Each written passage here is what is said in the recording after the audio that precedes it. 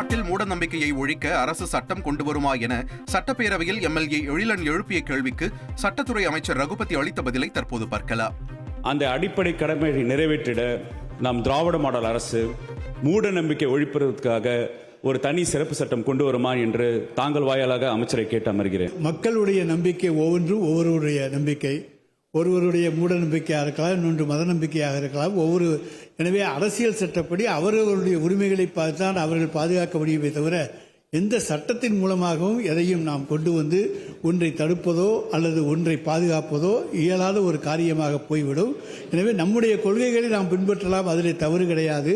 அதை மற்றவர்களை கட்டாயப்படுத்த வேண்டும் என்ற முயற்சி என்பது ஏற்றுக்கொள்ளத்தக்கதாக இருக்குமா என்பதை பார்த்துத்தான் சொல்ல வேண்டும். தர்பூசணி பழம் ஊசி செலுத்தி பழுக்க வைக்கப்படுவதாக உணவு பாதுகாப்புத்துறை அதிகாரி வெளியிட்ட வீடியோவால் தர்பூசணி விவசாயிகள் கடுமையாக பாதிக்கப்பட்டுள்ளதாக பிரைவேட் லிமிடெட் கம்பெனி ஆரம்பிக்கலாமா இல்ல பார்ட்னர்ஷிப்ல ஆரம்பிக்கலாமா? எது கன்ஃபியூஷன்? ஒரு எக்ஸ்பர்ட் கிட்ட பேசிரோம். எப்படி பாஸ்வாலா be the boss. AIADMK MLA Govindasamy முன்வைத்த குற்றச்சாட்டுக்கு வேளாண்மைத்துறை அமைச்சர் MRK பன்னீர்செல்வம் சட்டப்பேரவையில் பதில் அளித்தார்.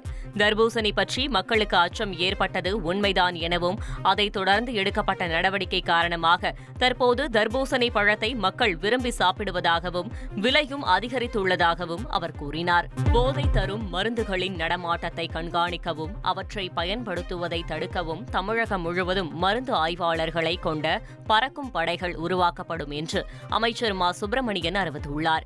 சட்டப்பேரவையில் மானிய கோரிக்கை மீதான விவாதத்தில் பதிலுரை வழங்கிய பின் 118 புதிய அறிவிப்புகளை அவர் வெளியிட்டார். அப்போது அரசு மருத்துவமனைகளில் 7 கோடி ரூபாய் செலவில் புதிதாக 100 யோகா மற்றும் இயற்கை மருத்துவ நலவாழ்வு மையங்கள் அமைக்கப்படும் என்றும் அறிவித்தார்.